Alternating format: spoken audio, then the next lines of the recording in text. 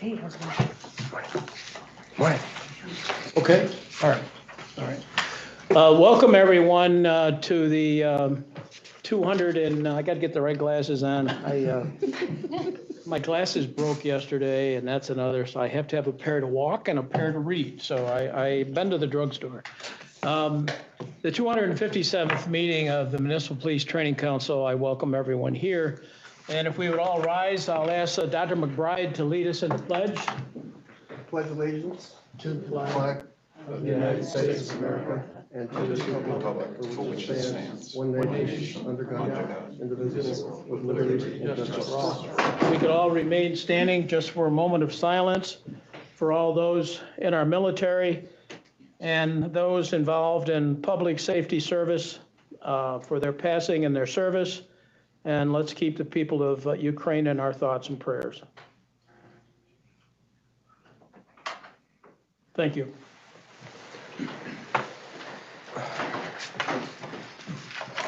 Okay. I just, as far as introductions go, I'd like to introduce a new member of the council, which is Maureen Curtis, who is from Safe Horizon, from New York City, involved in victims advocacy. And Maureen, we welcome you to the council.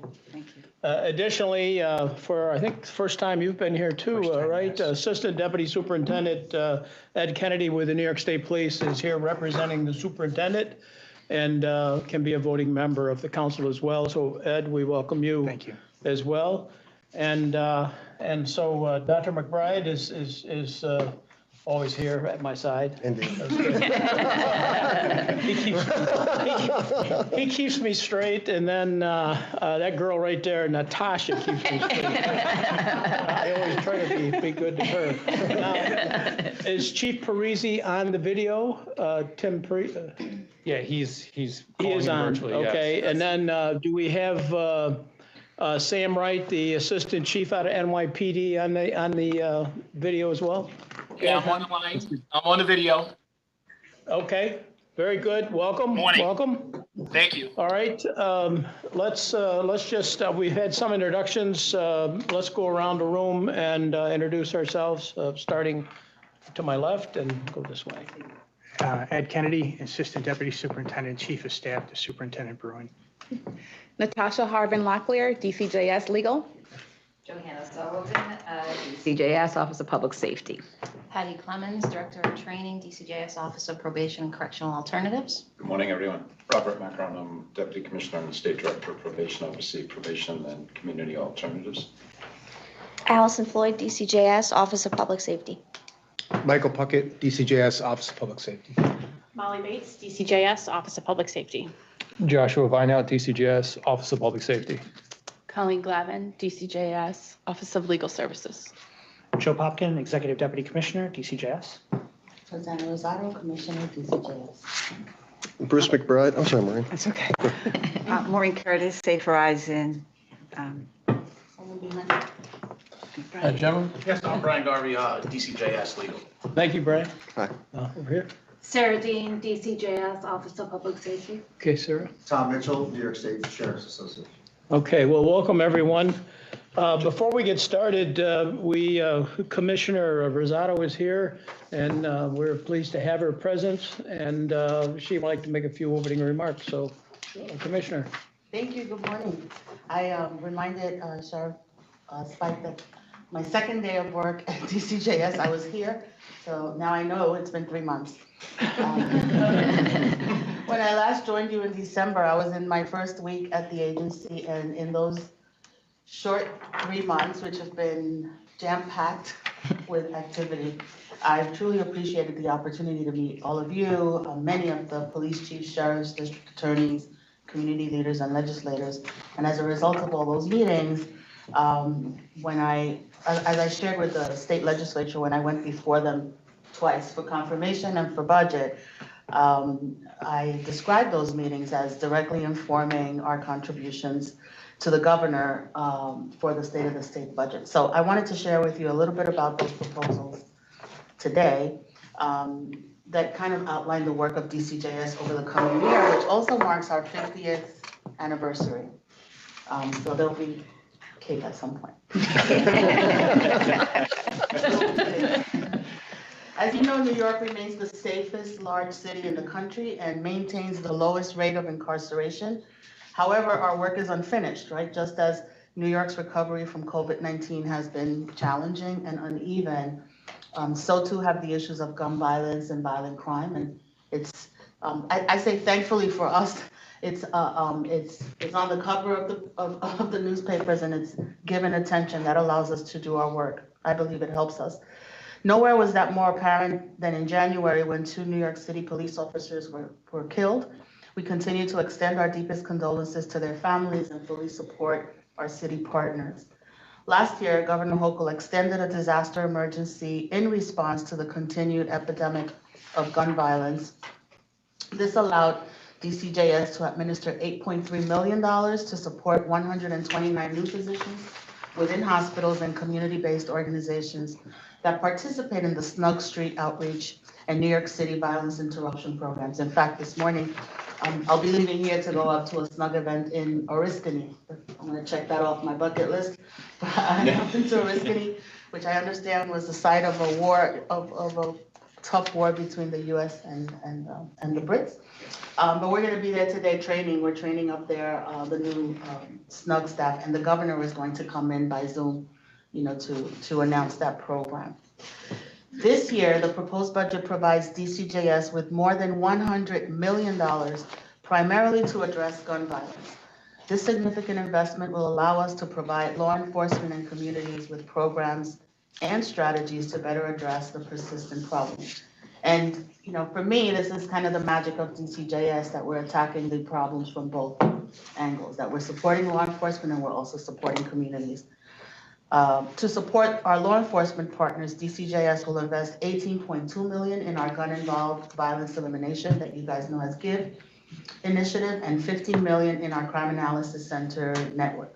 These investments reflect a combined increase of $10.7 million, and this funding will provide local law enforcement agencies with resources to solve gun crimes and shootings and build community trust and relationships.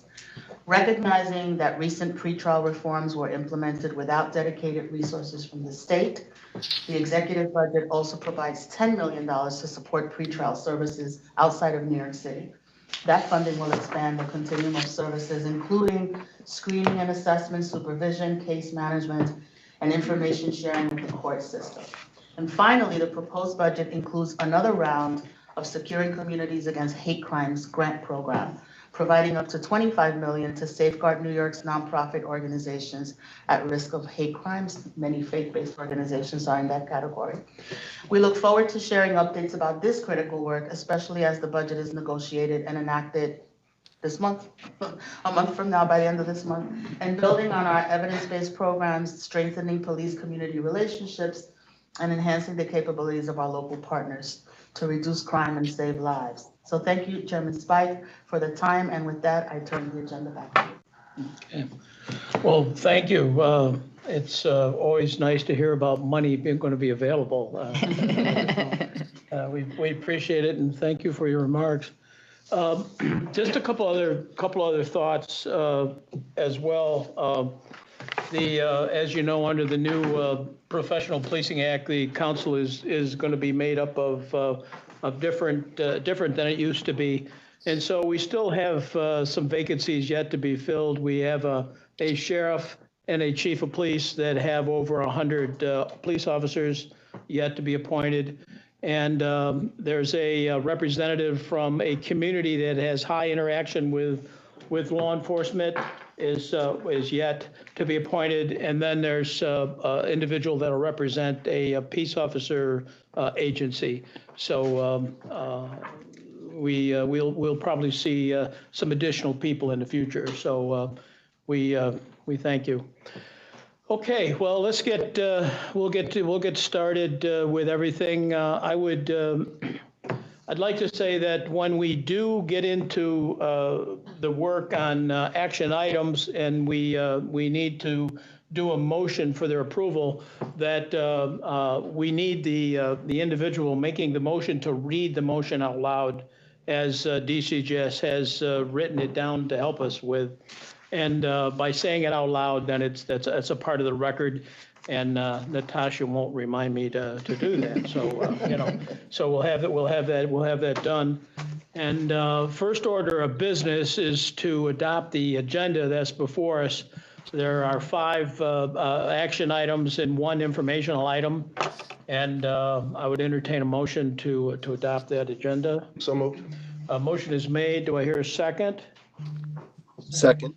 Second? Oh, okay. Thank you, Tim. Any further discussion? All in favor, say aye. Aye. Aye. Okay, that is the agenda is adopted. And the second order of business would be the approval of the 256th meeting minutes, which were previously sent out to us from Allison. And I would entertain a motion for their approval or corrections. So moved. So moved. Second from Tim. Any further discussion? All in favor, say aye. Aye. Okay, those minutes are adopted. The first order of business is the fundamentals of probation practice exemption. I noticed my old friend Robert over here, and it's good to see you. And thanks for all your public service. Thank you. You're a faithful partner in this business. And Patricia Clements, where's Pat? Okay, you got the floor. Actually, I'm going to turn Okay, it over you're to. gonna turn it over. Okay, very good. So I'm just going to provide a very few brief opening comments, then I'm going to turn it over to the Director of Training, a very capable Director of Training, because she really knows a whole lot more about this than I do. And so, first of all, I want to tell you how good it feels just to see all of you in person and leave the Zoom. And maskless too. It's wonderful. It's really great to see you all. So thank you. I want to tell you that we think this is so important in the role of the Municipal Police Training Council, and just tell you briefly about probation. So DCJS Office of Probation and Correctional Alternatives oversees, regulates, and funds the 57 county and the City of New York probation departments, the great City of New York probation department. In all, those 58 departments comprise 2,500 peace officers, probation officer, peace officers. It's the largest contingent of peace officers in the state of New York as an entity unto itself. They supervise 80,000 adults under supervision and some 3,000 juveniles. They have operations in both the criminal court and the family court. Sometimes I think, frankly, the family court's work is more complex and even more important than the work of the adults, because that's where we get to help youth and families and perhaps prevent further involvement in the criminal justice system. Our mission is a strong one. Our mission is to engage individuals, to assist them, re-examine their thinking, and help them work through changing their behavior. Our job is to work alongside with them and help them make our communities safer. They oversee 80,000 adults under supervision. It includes some 25,000 repeat DWI offenders, 6,000 individuals convicted of domestic violence crimes, and 5,000 individuals convicted of sex crimes. So their mission is pretty broad. With Raise the Age, probation was frankly intimately involved in the intake and adjustment of cases. Really important provision, as you know. New York State was the 49th state to implement Raise the Age legislation, but an important law. It took 16 and 17-year-olds out of the adult criminal justice system and removed them, most importantly, from adult jails. I was a former deputy commissioner of jails in Westchester County, and it was the thing that concerned me most, was 16 and 17-year-olds incarcerated. We're really pleased that the Mptc has made such strides in improving the training curriculum for peace officers in New York State. We welcome it, and we're here to ask for some consideration. I don't give you the facts, but through January 1st, 2023, because we are working intensively with the zone commanders across New York State and our 7 academies to implement the full basic course for peace officers. It is 162 hours. It is 6 weeks. On top of that, every probation officer in the state of New York will complete our fundamentals of probation practice, which is an additional 3 weeks. But during that interim, we're working very steadily with the statewide training committee to ensure that we come into compliance with the training requirements. I think you may recall back in 2006, we came before you and we presented the fundamentals, and at that time, our training exceeded the hours of the basic course for peace officers. And you were quite pleased with that curriculum, and we have been as well. We've revised it over the years, but now we need to take a fresh look at this. We think this will add important skill training to the complex job of probation officers operating in both the family and criminal courts. So we welcome this training, and certainly I'm going to turn it over to my colleague today. All right, well, thank you very much. And Chairman and members of the council, Commissioner Rosado, thank you for the opportunity to be heard today.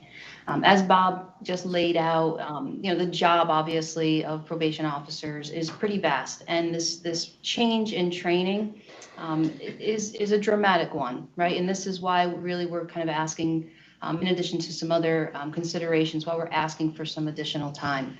So as Deputy Commissioner Macarone just mentioned, our current fundamentals curriculum, which dates back to 2005, was updated in 2019. In fact, I was here before you all, looking for the approval for that pilot. It's 113 and a half hours at present, and adding in the training requirement for the basic course for peace officers moves us from 3.5 weeks to 9 weeks. So I think, everyone here can appreciate the magnitude of that change. We have been busily trying to come into compliance. Deputy Commissioner Macarone mentioned the zone commanders. I'll explain a little bit more about what we've been doing. So since we've learned that this requirement has now been made effective for all peace officers, including probation officers, we've been reaching out, working with the Office of Public Safety, of course, but reaching out to the zone commanders just to get a sense of where this course is offered. What are the logistics for the probation departments to access the course? Things like, not only the locations, but was there a cost associated with this? How often are these things running? Do we have special considerations about vaccinations, right? With COVID, can people enter without a vaccination status?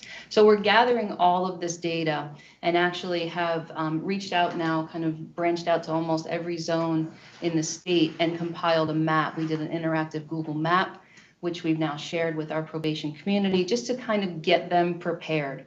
But as you can imagine, probation has been in the business of meeting their peace officer training requirement through OPCA, through our fundamentals curriculum. It's been a regular routine. We have the Albany Academy. I also oversee 6 other academies, and they have been very consistent in, they know they hire a new officer, they know that they have to come to one of those 7 academies, and we run them on a regular basis. This kind of just throws in a little bit of extra consideration, if you will. They also, I think the probation departments also have to take a pause and think about their hiring practices, right? So typically when they're screening people, they're bringing people into their departments, it's with the understanding that they're coming for 3.5 weeks of fundamentals of probation practice. Now this is going to increase the number and the standard and the quality of person, quite frankly, who they have to consider before they bring them into their departments. So for those reasons, and simply logistics, right? There's a lot of work to be done just to prepare for this. I think January 1 is a reasonable date to ask, for the extension to go to. During that time, by the way, when we've spoken to the probation directors, the training committee, which is comprised actually of all the directors, all of the training officers, members of the Probation Officers Association, members of the Council of Probation Administrators. All of those folks have been hearing this message loud and clear that this requirement is coming. They have to get prepared. We as an office are certainly in a position to be able to assist with that, but they have to start getting geared up for this. And so if there's an opportunity for them to send a new officer to one of the basic courses that's operating prior to the date that you determine will be the effective date, we're encouraging them to do that, because why not get ahead of it? As we were reaching out to those zone commanders, we found there's no real consistency in how often this course is offered. Some of them do it nights and weekends. Some do it only once a year. So depending on kind of where you are in the zone, you really have to map this out. And ideally, from a training director standpoint, I would love it if all the new officers could attend that 6 weeks of the basic course for peace and then come to fundamentals. I think that that's the logical sequence. It may not happen in the first year as people kind of just start to get going, but that also will take some coordination. And that's a coordination, I think, not only between us and the departments, but us and the Office of Public Safety. So we know when folks complete that basic course, we then need to get them into our fundamentals. And, we do have timeframes. Our regulation states at present that they have to complete, a new hire has to complete their basic peace officer training and the fundamentals, which were one and the same ones, within 6 months of hire. So there's a lot of logistics here, a lot of balls in the air, if you will, to consider. And so, I think with all of those considerations, the request for January 1, 2023 seems reasonable to us, and I certainly hope it seems reasonable to you. I don't know if you had anything more to add. Just in one other thing in that our standard, as you heard, is stricter actually than the statewide standard. It's 6 months. Everyone's got to be trained completely within 6 months and complete the basic course for peace officers as well as the fundamentals. Also, we have a regulation that requires 21 hours of in-service professional training each and every year. It's something that the directors report to us in their annual plan, and to incentivize compliance with that, I give certificates out to departments that have completed the 21 hours, 100% of their officers. So each year, in excess of 48, 50 of the 57 departments, usually a vast majority, every officer in that department completes the 21 hours of in-service. So we're very committed to training, and we appreciate your leadership and the work of the Municipal Police Training Council on this. Well, thank you. That 21 hours has a relationship with accreditation, as you know, so that's very good on your part. Educate me a little bit on this 162 hours is without firearms.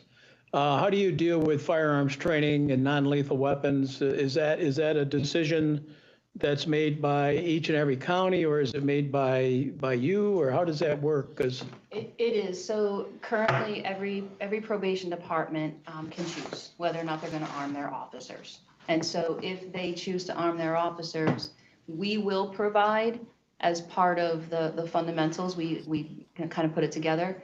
We will provide firearms training for those county departments who are unable to acquire it on their own. Most of them get it through their local sheriff's departments, but there are a handful of counties, for whatever reason, don't. So we continue to probably train about 20 officers in their initial firearms a year. Okay. Yeah, 36 of the departments in the state are armed. Okay. So Just was curious about that. Yep. Okay, very good. Chairman, if I could add, first of all, thank you, Bob and Patty, for the detailed background on probation officer training. And I would like to just ensure too that the council is aware of what you're voting on.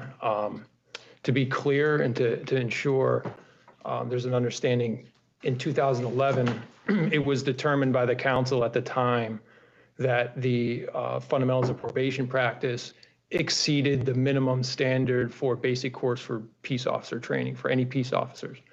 And the criminal procedural law is very specific and requires that any training for a peace officer must be done in accordance with the standards established by the Municipal Police Training Council, and that any employer-specific training is done in addition to that. But the minimum standard that has to be met is the basic course for peace officer standard.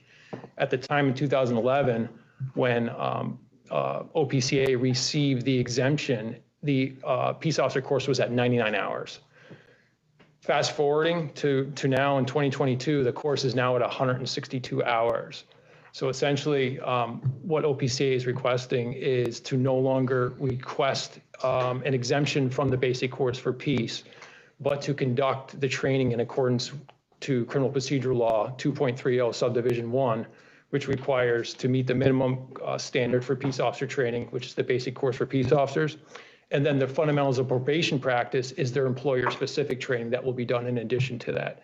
So essentially, the motion is to no longer request an exemption, but as Patty and Bob described, there needs to be an allowance, an implementation time frame to get all their instructors up to speed with the shift in the new curriculum, the new training hours, the instructor standards that are required. And we're working closely with them to ensure from now until January 1st that we get the instructors the proper training in order to deliver the basic course for peace officers.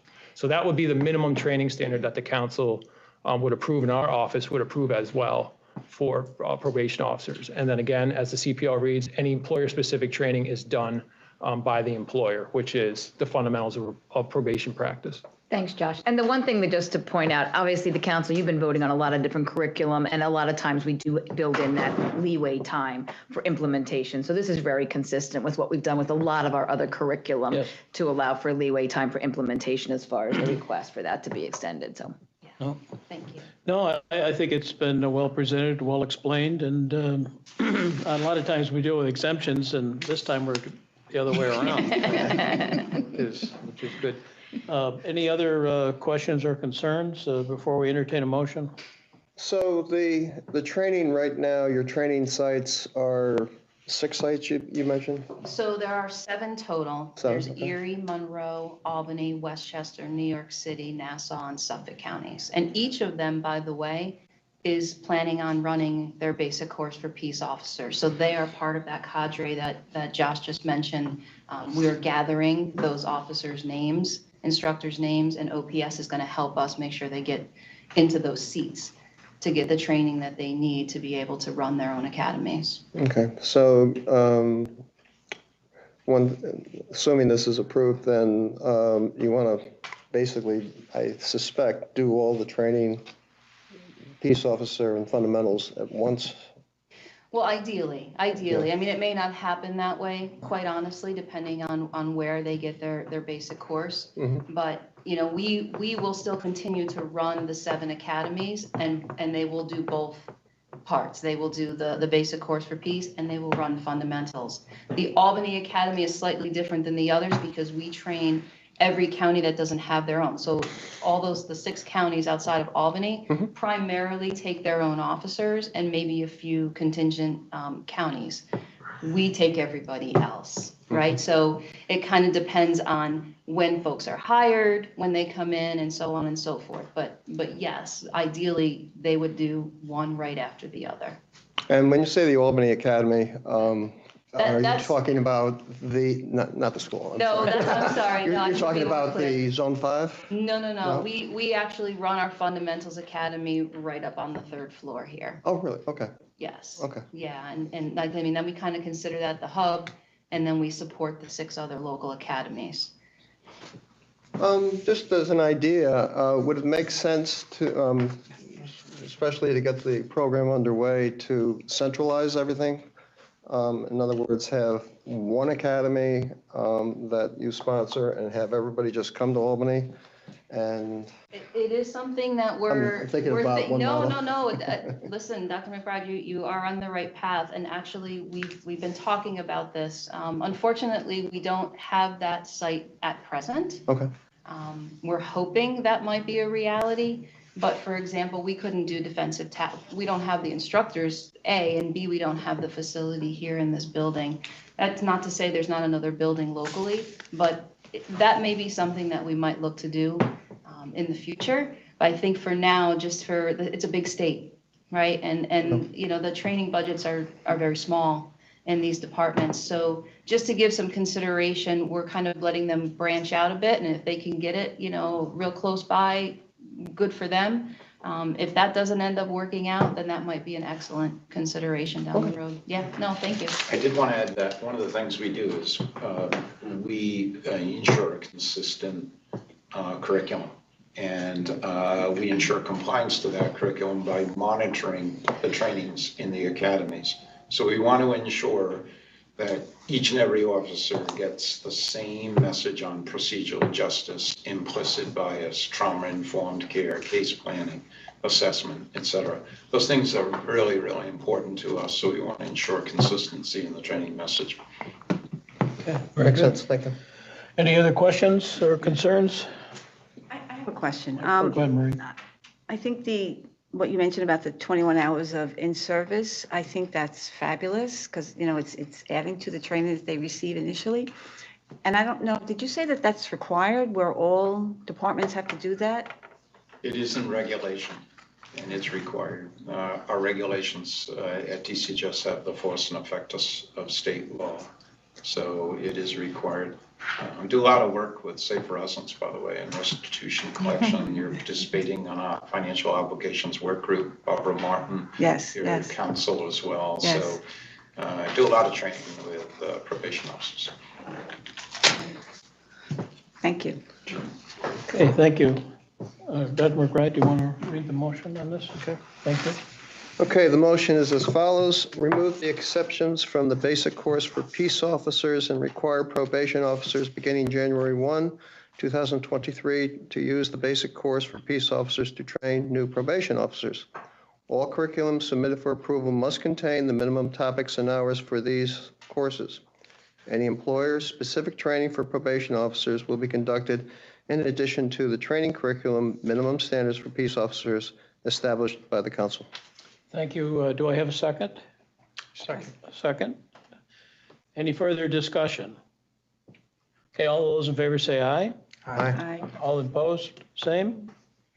Okay, that motion passes and, oh, I'm sorry. Is Chief Parisi still on the line? Is he? I believe so. I thought I heard him. Yes, I'm in favor. I didn't hit the mute button fast enough. Unmute me. Okay. Thank you, Chief. An assistant chief, right? Okay, so that motion passes, and Bob and Patricia, thank you so much for your presentation, and Josh for the information. Thank you. Yep, thank you, yep. All right, the next order of business is the Defensive Tactics Recruit and Instructor Curriculum. We'll get an update on that from Molly Bates. Yep. Molly? Thank you. Good morning, Chairman and members of the council. Before I begin, I do want to recognize Dan Nedwell from our office in the Office of Public Safety. He's sort of our, he is our GT training coordinator and has been for a number of years. So he was able to put this material together for me to present today because unfortunately for us, unfortunately he couldn't be here, but fortunately for DCJS, he is on site doing some DT instruction this week down in Nassau County doing an instructor course. So I just want to acknowledge Dan for his work on this.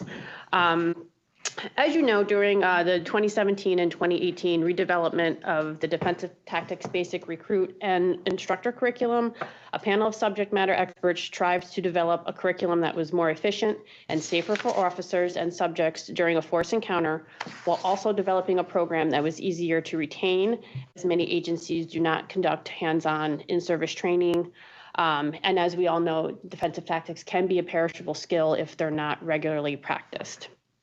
After the installation of the new program, the development panel, the development panel continued to elicit feedback from officers in the field and staff and recruits at the academy on the effectiveness of the program and any possible deficiencies of the new techniques.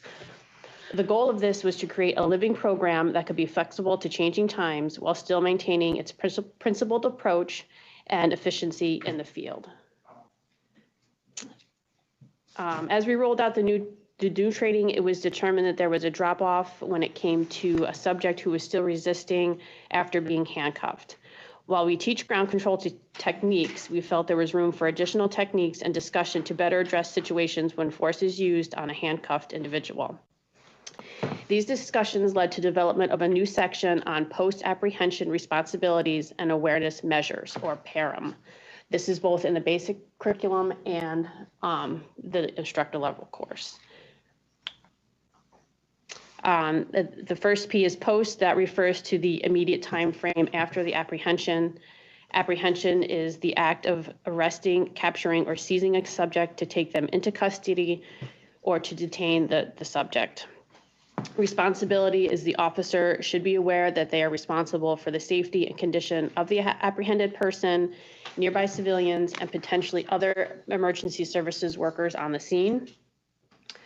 Awareness, it's important that throughout an encounter with a subject that the officer maintain a high level awareness, not just to the subject, but the surrounding environment, additional subjects on the scene, or any other variety of areas. This can be scene safety, the safety and medical conditions of all persons involved, and any other issue that could be arising. Measures, these are a variety of decisions and actions an officer can take during an incident. Some of these actions can be, but are not limited to, requesting medical personnel to the scene, requesting backup units to the scene, moving an apprehended subject to a patrol vehicle or a different location than the incident that's occurring, providing medical care, or taking up a position of advantage to counter the actions. So in addition to this philosophy, our subject matter experts developed 3 techniques that will help officers, whether, in these situations where a handcuffed subject may need to be further restrained. They are recovery position restraint.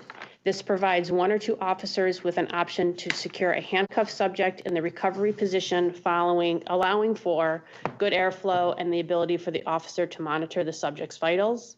A face-up restraint, which provides 1 or 2 officers an option to restrain a handcuffed subject who is face up. This allows the subject to be on their back while restrained so officers can monitor their condition. Additionally, it allows officers a high degree of mobility should they need to move to counter other possible threats. And an escort with hands is an additional escort technique that provides officers with a basic option to escort a subject while not putting themselves in a compromising position. It's important to note that the officers can also utilize any of the other DT techniques tactics that they've learned throughout their training. And these new techniques simply provide additional options for officers to control for non-compliant subjects. It also allows the officers to monitor the subject's condition during these incidents. So it just gives them, basically more tools on their tool belt to use when taking someone into custody. So we are proposing to add additional objectives to both the basic course for police officers and the defensive tactics instructor course. I have to read these, so thanks. So for the basic course for police, and this would also include our other basic derivatives, the basic course for corrections, basic course for peace, and all the equivalency courses. The new learning objectives are section 4, or part 4, section J, the defensive tactics and principles of control, to be effectively demonstrate the recovery position restraint of a handcuffed subject, effectively demonstrate the face-up restraint of a handcuffed subject, effectively demonstrate the seated restraint of a handcuffed subject, and list the 5 definitions contained within the acronym PARAM. The hours remain the same for the recruit and the instructor curriculum at both 40 hours.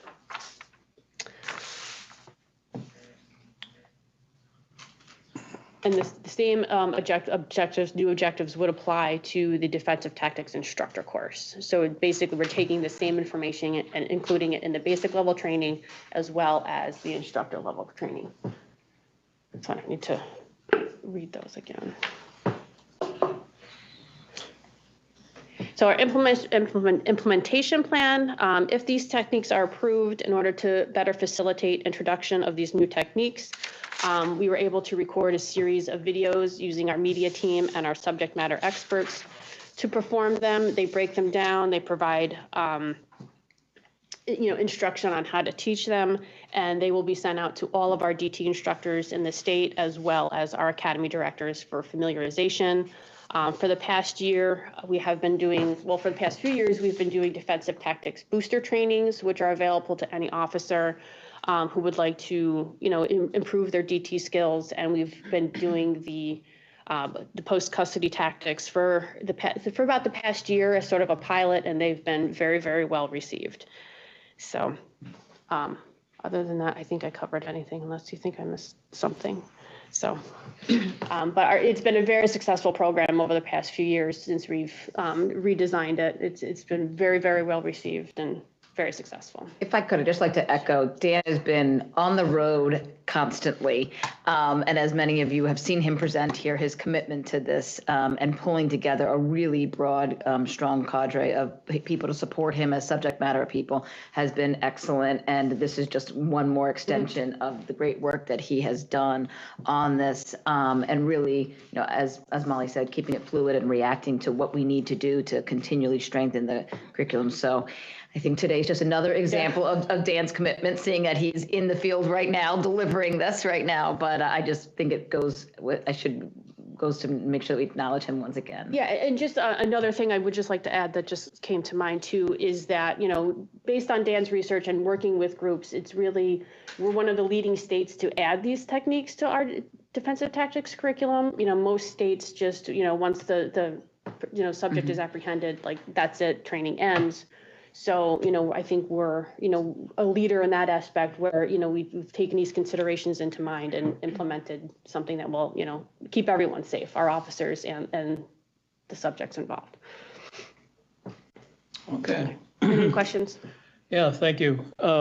Just to understand, there's a couple of motions that go with this. Okay. The first one is going to adopt the new 1 hour online. The second one is. No, that's something else, sir. There's no 1 hour. It's use of force. That's use of force, that's next. Oh, what have I got the wrong? Oh, okay. Well, I got ahead of myself. Sorry. Yeah, I mean, you can adopt that too, that's fine, you know, we'll take it. On that now.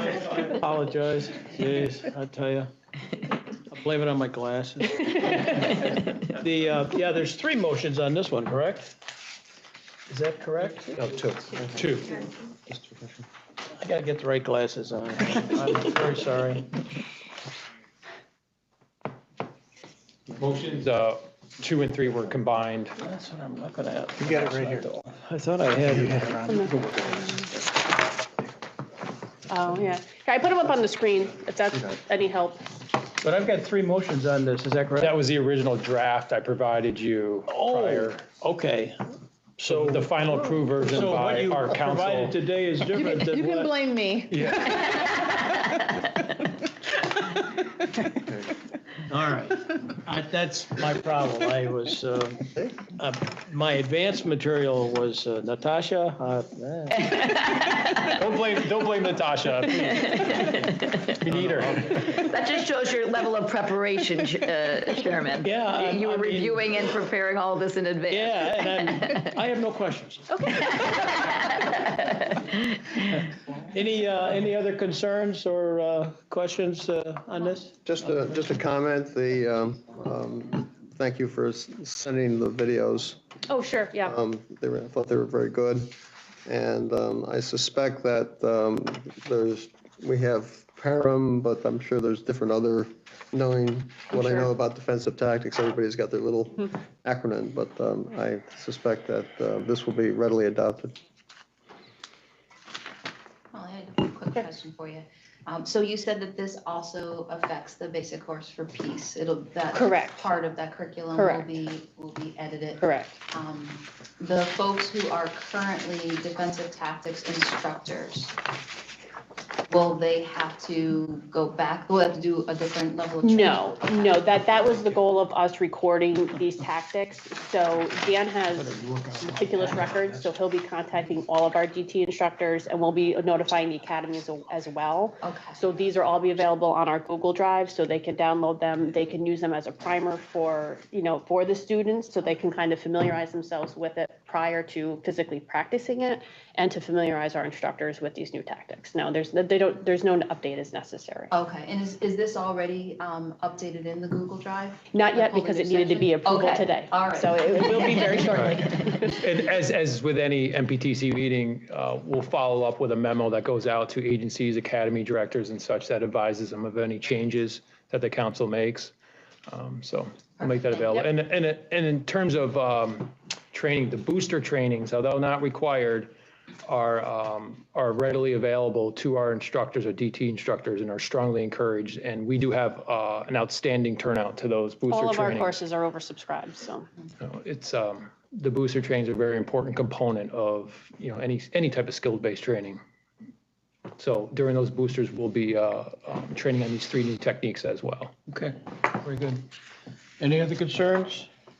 Ed, you want to go ahead and make those motions? Certainly. Ed? Yeah, There are thank 2 you. motions. Motion 1, approve the inclusion of the post-apprehension responsibilities and awareness measures, learning objectives as the minimum standard of instruction for Part 4, Section J of the basic course for police officers or equivalent, basic course for peace officers, campus public safety officer course, specialized police investigator course, and basic course for correction officers or equivalent for all courses beginning on or after September 1, 2022.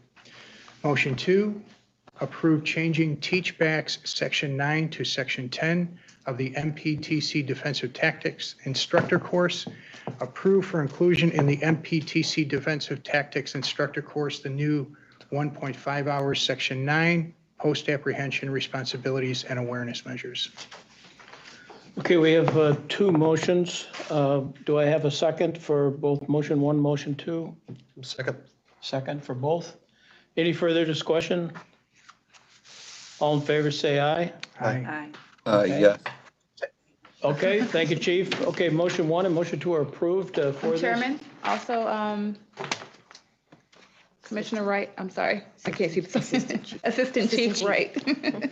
But he's I don't not. know you if could you just- heard him. Can't vote. Oh, yeah, I was Oh, on sorry. mute, I'm sorry. He's- Okay, never mind. Yeah, you could just call me Sam. Thank you, Sam. You could just call me Sam. Thank you. Okay, thank you. And Molly, thank you, and thank Dan. Thank you, for it. I will Yep. thank Dan right now. Thank you. The next order of business is the use of force for correction officers online training program, which I jumped ahead on. And Michael, go ahead. Morning, Chair, Chairman, members of the council. I'm going to bring to you today for approval the online use of force training specific to corrections officers. Because this is I don't want to say culmination, this is another step in a process that began many years ago. I'm going to give a brief overview as to what that has looked like, because this fits kind of into that process, and to some extent requires some context to understand the role of the training.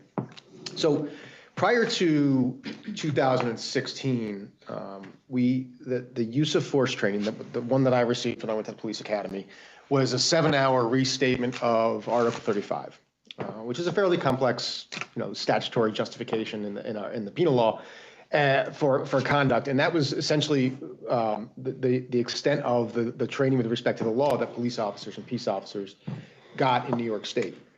In 2015, this body endorsed a model policy, developed and endorsed a model policy to assist agencies, peace and police, corrections as well, in developing their own use of force policies. Shortly thereafter, based upon those discussions, I became involved in developing use of force training, and we started over again. We started completely from scratch. The number of hours increased significantly to 11 from 7, and no longer were we focused on just a restatement of a justification statute in New York State law. We were focused on more comprehensive understanding of use of force, the topic, specifically delving down into areas that hadn't really been discussed in New York State before, which is that the Constitution is another important document that becomes a consideration with respect to use of force, not just state law. And in fact, in spite of state law, the Constitution matters. And so in 2016, we redeveloped the use of force, use of physical force and deadly physical force section for the basic course for police, later implemented at the basic course for peace officers. We began conducting a 2-day refresher course instructed by myself and a detective sergeant from the Syracuse Police Department named Mark Russin. And the purpose of that course, that was in order to teach this brand new 11-hour curriculum. Thanks. In order to teach this 11-hour curriculum, someone would have to sit through those 2 days to get a better understanding of the role of some of the new concepts that we were talking about, the way that they fit together. Initially, we had 4 of those planned. I think we're at 27 or so now. We've done that. Continue to have great success. It's consistently oversubscribed. Consistently, we get return members of the audience, students of the audience, from all ranks, sheriffs and chiefs, all the way down. Also, civilian attorneys that work for instance, the New York State Police and the New York City Police Department have also attended. Prosecutors from the Attorney General's Office of Special Investigations, as well as their investigators. And so we've had great success with that program. And I don't foresee any stopping of those 2-day offerings. And in fact, I think there's a need for a larger program. Shortly thereafter, we developed an online training program for police and what we call non-custodial peace officers. So folks that are dealing with free citizens walking amongst us in the public, and the rules, understanding the rules of engagement with respect to the free citizens. That training, although not required, and I'm looking at Dr. McBride here because I know he shifted a little bit around in his seat when that's said, although not required for police officers on an annual basis, is widely used by police agencies in New York State as an annual in-service refresher. CPL 2.3 sub 3 does require that for peace officers, and so officers like the ones that Patty oversees, their training, if they are armed with any type of weapon, have to complete this training annually. Because of our approach basing the training on the Constitution, there is a slight difference between custodial, that is corrections officers, and non-custodial peace officers with respect to the specific constitutional standard at issue. And so we at the time of the development of the online in-service for peace and police, non-custodial peace and police, it was understood that we were going to have to later develop an online in-service for corrections officers, again, required by 2.3 sub 3. In 2019, we revised the model policy. Executive Law 837T was enacted, which is a mandated reporting requirement for enumerated uses of force. In 2020, the basic course for corrections officers was updated to an 11-hour program, just like the police one, up from 7 hours, again, consistent with the constitutional approach, the holistic approach that we took with the police program. In 2020, later in 2020, we had model policy revisions with respect to our ongoing understanding of uses of force and some legislative changes as well. In 2021, we released an online What is De-Escalation program. It's a 1-hour online program, not designed to teach de-escalation skills, but designed to have officers better understand what we talk about when we mean de-escalation and where it fits in the context of this larger use of force discussion. And in 2022, hopefully today, we'll have approval for this online use of force training for custodial peace officers, focusing on a 14th Amendment derived due process standard for corrections folks. But as I like to say when I teach this topic to both police and corrections folks, the analysis, although arrived by a different road, if you will, by the courts, is very, very similar with respect to in practice, right? What we're asking the officers to understand about the particular situation, the totality of the circumstances facing those officers. And then, as Molly just indicated here, and when Josh and I and some other folks are also working on the new firearms program, defensive tactics and firearms have been, the hard skills components of use of force have been completely updated or are in the process of being completely updated at this time. And so with an understanding of the fact that these all fit together. So I'd be happy to answer any questions with respect to any of the trainings that we've talked about. Might be a little fuzzy on some of the dates, but other than that, I'll be happy to answer those questions. And then any questions you have with respect to this online use of force training. The only question I had, Michael, was the motion requires the adoption of this new 1-hour training. And then complete the annual training, is that different than the 1 hour, or is it the 1 hour that we're going to mandate annually? Yes, sir. It's the 1 hour that would serve as the annual online training pursuant to 2.3. So the minimum thing. Okay. You bring up a good point. Prior to the online training for police and then this online training, there was no standardization as to what would be taught as a component of either that required in-service use of force training, or if agencies would go on to, if electively go on, police agencies, to conduct annual in-service training on use of force, which many, many do, of course. There was no standardization or even ensuring that the training that was being provided was legally sound at all. And so what we've done with the online training for use of force for police and this online program for corrections was ensure consistency and legal sufficiency of this training, where we didn't have that before. So it's only the custodial correction officer, peace officer that are required, not other peace officers? They're both required, but they would just take different trainings, sir. So the non-custodial folks would take the one that was released in 2018 or adopted in 2018. Right. The custodial folks would take the one that would be approval today, hopefully. They're very, very similar. There's just the legal analysis that is covered is different, so that it's correct, essentially that it's legally correct for the corrections folks. Oh, I got it. Okay. Yep, thank you. Any other questions or concerns, Maria? You have something? So is this the first time then that it's being provided for corrections officers? We've allowed corrections officers to take the online use of force that was provided for folks that are like probation, that are non-custodial peace officers. But this would be the very first specific corrections in-service training. Yes, ma'am, that's correct. And as Mike had indicated, that's always been the requirement. We're now providing an avenue for consistency of that requirement with a specificity to the specific case law that addresses, the nuance of being a corrections officer. So this is really just continuing us down further that road. And I'm just curious, is there a reason it's online and not in person? Is it just easier to? I think Sarah can correct me. There might be 60,000 corrections officers, New York State, statewide. So that's why there's like 2 or 3 of us. And I would just say, we're fortunate. If I could take the opportunity, we are really fortunate to have Mike and his. Well, I'll call him his partner, Mark, who they go out and do all this Mark, my kid calls him that. go out and do this throughout the state, but not everywhere around the state do they have that level of expertise. So by doing the online training, we're able to ensure that there's consistency and the level of expertise that all of the officers are getting is good and consistent. Yep.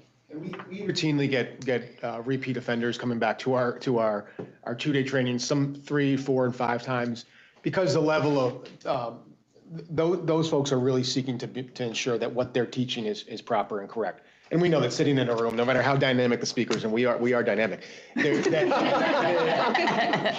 not absorbing, you're not really absorbing, retaining, and able to answer questions on that material in those 2 days. So we invite those folks back. We really enjoy having them back because they come back with great questions. Right.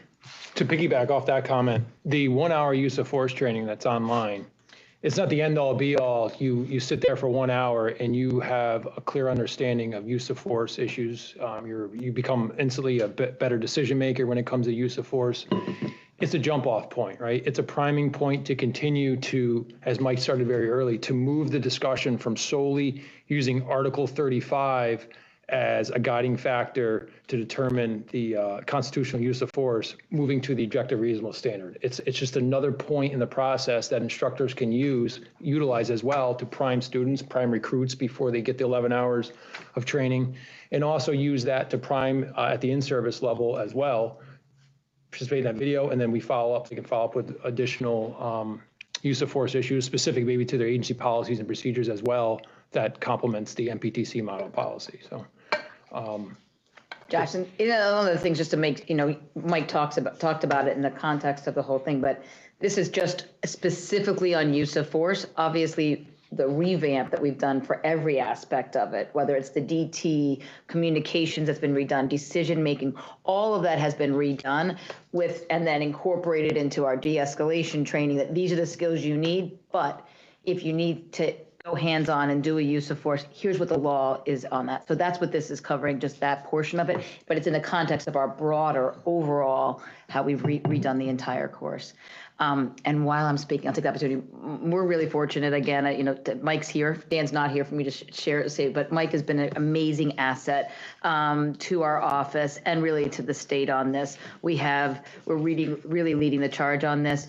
We are fortunate that we have his leadership on this and the skills that he brings to it. I have people constantly, when I'm out in the field talking, saying how lucky we are that we have that resource, and his commitment to it and the level of expertise he brings to it is really helpful and beneficial to the agency and the state as a whole. So thanks, Mike. Truly, to echo it. Mike and really Detective Russin, or our sergeant now, correct? He's now promoted Sergeant Russin, yes. Have really been just the critical component to changing the tide on officers' understanding of use of force. And I would be remiss to mention also, we did share with you the link to the online training. The quality and the production of it, I think you would notice. We're thankful for the media team as well to be able to be part of DCGS, to be able to produce something like that for us. One quick question. During the use of force training, do you also talk about the reporting obligations under state and federal? Yes, sir. So the past 2 years, I'm sorry, the 2-day course we started this in 2016. So there's been a lot of legislative changes. And so we try and highlight some of those legislative changes. Some of the opportunity, some of the discussions that we have are longer or shorter, depending on, frankly, who's in the audience and is needing some further discussion on some of those things. But yes, we've talked about 837T, Civil Rights Law 28, which requires medical attention.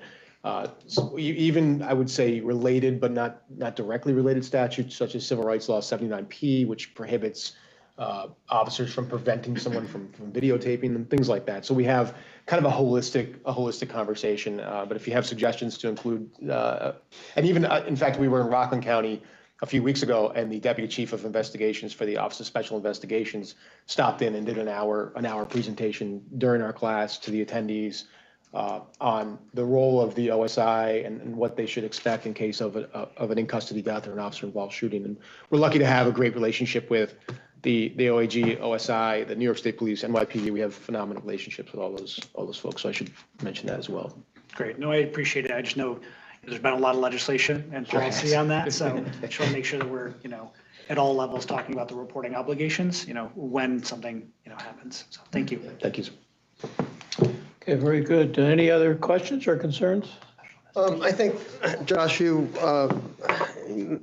answered one of my questions, and, what is the context in which this is being presented in terms, this is part of an overall training, program, and this is just one item that can be used. But was the New York State Department of Corrections, were they involved in this, or would this apply to them? I would think so. It would, unless, on my read of CPL 2.3, sub 3, Sarah could certainly weigh in. They're not exempt from the requirement to receive annual training. They're sworn under the same section of law that Sheriff Spike's officers are sworn under. So it would make sense that there is an in-service requirement for them too. There is some nuance there with the council, I know, in their training requirements. But you did have input from correctional officers. Sure, yeah, of course. Yes.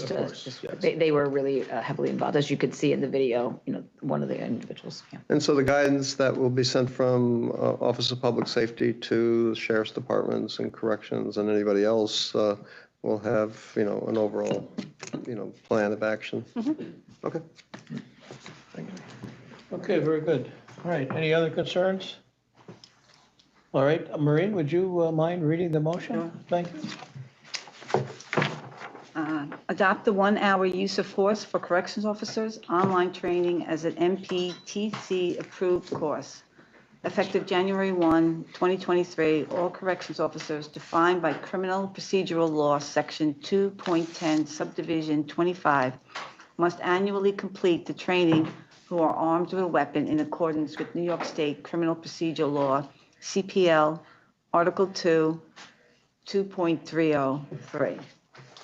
Okay, do I hear a second? Second. Second. Any further discussion? All in favor, say aye. Aye. Aye. Okay. Chief Breezy, okay. Sam and Chief Breezy, very good. Okay. All right. Okay, Michael, thank you. Pleasure. And just thank you for your commitment to excellence. It's appreciated. It really is. Really is. Okay, the next is the Specialized Investigator Police Basic Training Course. Josh, you got that? Okay. Yes, I do. Thank you, Chairman. Okay, to provide for this action item some background, a little bit of context. General Municipal Law 209Q requires a police officer in New York State to complete an approved municipal police basic training program. And as you're all aware of the Professional Policing Act of 2021, that act amended General Municipal Law 209Q by redefining a police officer within 209Q. And it redefined a police officer according to Criminal Procedural Law 1.20, subdivision 34. More specifically, the redefining of a police officer in the General Municipal Law now includes all police investigators employed in the office of a district attorney and are now required as part of the GML to complete an approved municipal police basic training program. So basically, prior to the Professional Policing Act, district attorney, police investigators were not required to meet an approved municipal police basic training program outside the 5 boroughs in New York City. After the Professional Policing Act of 2021, they are now included as part of the definition of the CPL of a police officer and are now required to complete an approved municipal police basic training program. So that includes all district attorney, police investigators throughout the state, including the 5 boroughs, are required to complete an approved training course. A little bit more background.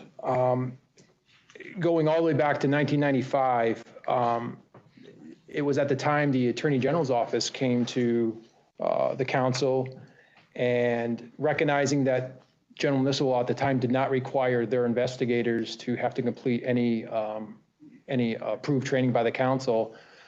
They requested that the council and the staff arm, Office of Public Safety, look at developing a course specific to their investigators for approval by the council. So that way it could be added to their training record, although not required. So it was in '95 that the council actually approved a specialized police investigator course based upon that request. Again, it wasn't required, and it was open to all investigators that weren't required to complete it in pursuant to GML 209Q prior to the Professional Policing Act. So fast forwarding ahead now, we're very fortunate now that the Professional Policing Act, through the redefining of who a police officer is, now including the district attorney, police investigators, we have this course that existed. And when it was first approved in '95, it was around 295 hours. And as you know, we've done a comprehensive review and update of the basic course for police officers. And that course has significantly changed the number of hours. And the specialized police investigator course is derived from the components of the basic course for police that are applicable to district attorney investigators.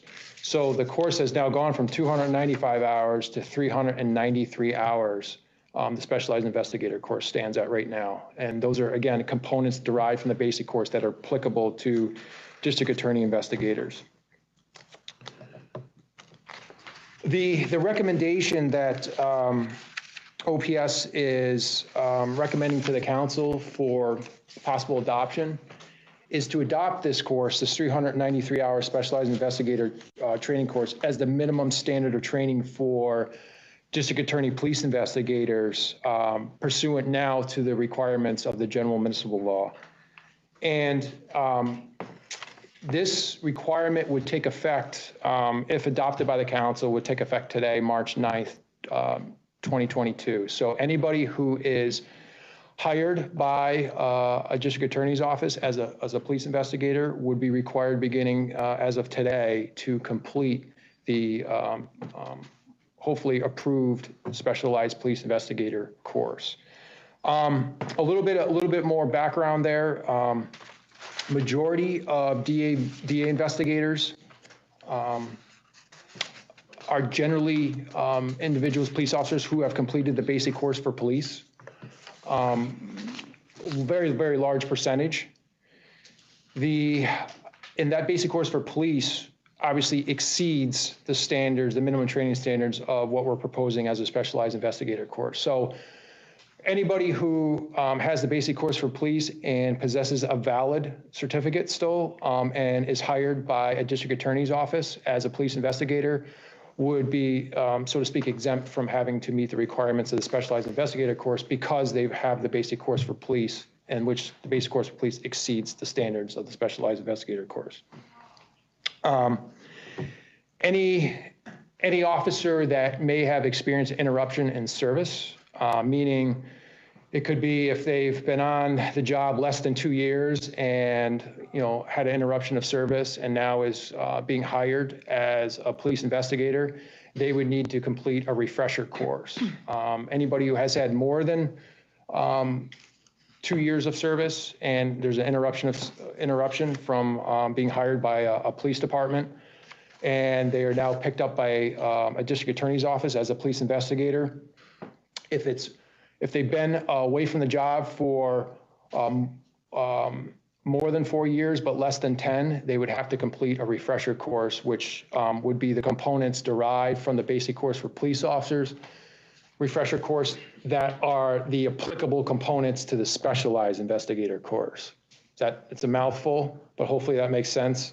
So the components of the police refresher course, only those components that appear in the specialized investigator course, those are the components that they would have to complete as a refresher if there's an interruption in service.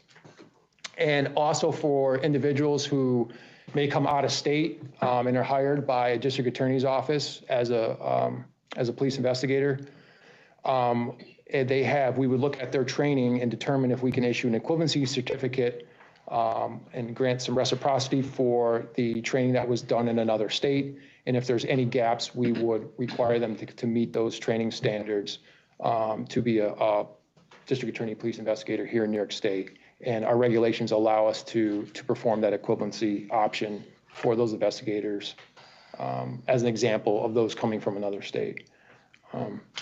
So that is, in a nutshell, the recommendation. We would like to propose at a council to adopt the specialized investigator course, the 393 hours, and the topics and hours are in your packet that are derived, again, from the basic course for police. So we would like to propose the council to consider that as the minimum course of training standard for police investigators that would be effective for anybody hired today moving forward. With that note, any questions, be happy to answer. How are you dealing with retired state police that after a couple of years, district attorney wants to hire him as an investigator? Their training would be considered equivalent to the basic course for police. Okay, you're accepting that then? Yes. Okay. And then the refresher course then, if you're over 4 years and less than 10, is going to vary by individual as far as there's no set hours on that, correct? So the refresher course consists of proficiency testing of certain components and then actual classroom hours that are required. So they can test out of certain skills by demonstrating proficiency.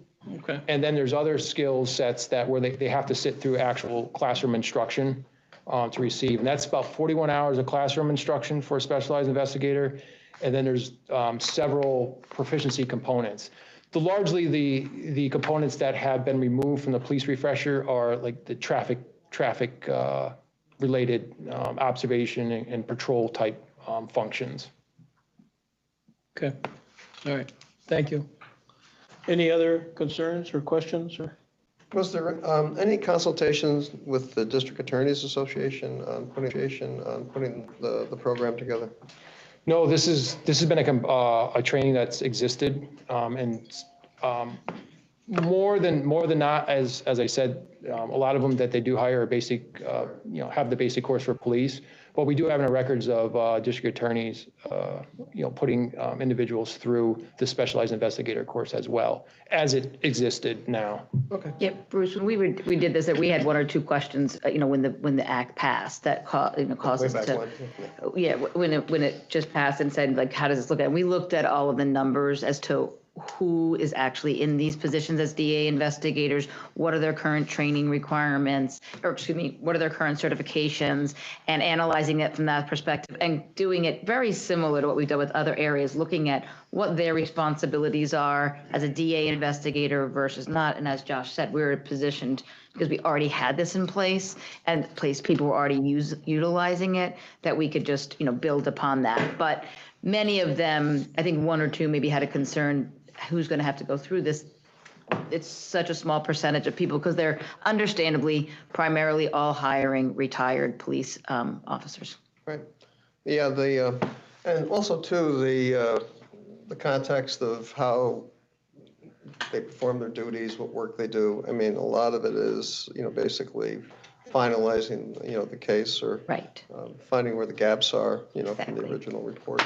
And I support the motion. I'm just thinking out loud that maybe in the course, we've taken out vehicle and traffic, anything but DA's offices do deal with vehicle and traffic, but that could be a standalone sometime. That's all. Okay. Any other Okay. concerns? Yeah, I Marie, just go have a ahead. follow-up to that. So everything that's Xed out, does that mean that it's not provided as part of the basic course? Exactly. So these are all the components of the basic course for police, and the ones that are stricken are the non-required components of the specialized investigator course. So the basic course for police, we have this, let me back up, the specialized investigator course is derived from sections of what the basic course for police officer is. The sections that you see in red that are stricken, those are the sections that are not required as part of the specialized investigator course. And that's how we get to the 393 hours from the 700 for police. And much of the course, just so that are stricken, their angle for them are for a patrol officer who's actually responding to a 911 call. And due to the unique nature of what a DA investigator does to what a actual patrol officer does, that's where the analysis came in.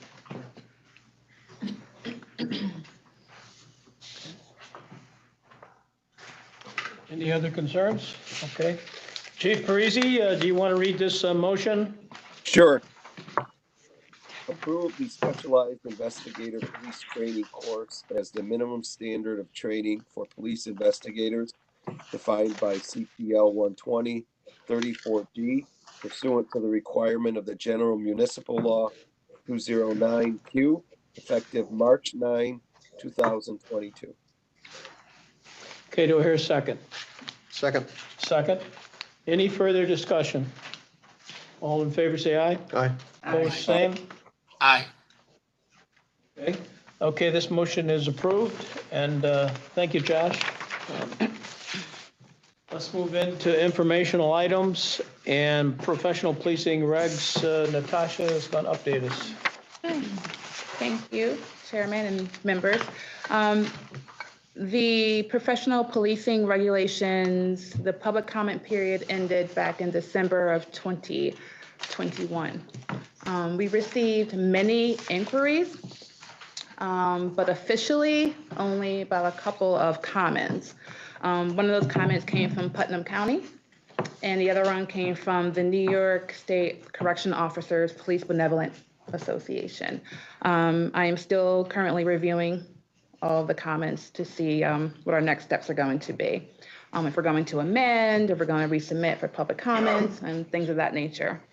But yeah, so everything's been great. I mean, everyone was very supportive of the regulations. Nothing too crazy. And I think, as you may know, Sheriff, Mike Wood and then myself went around the state. It's talking and we got a lot of really good feedback and input from people when we did those presentations explaining what the requirements are of it. And so that was very, very good feedback and educational opportunity that we got to hear from people on the ground. Some of us have 837T on the brain, so we understand what that is. All right. Thank you. Thanks, Natasha. You're welcome. Any other new business from anyone that we need to bring forward for discussion? I don't have any. Bruce, you're quiet. I'm surprised. Well, I did attend for a half day the principles of policing class with Ray Neves over at Zone 5. Yeah. Great class. I mean, and great instructors. Very, they were very active.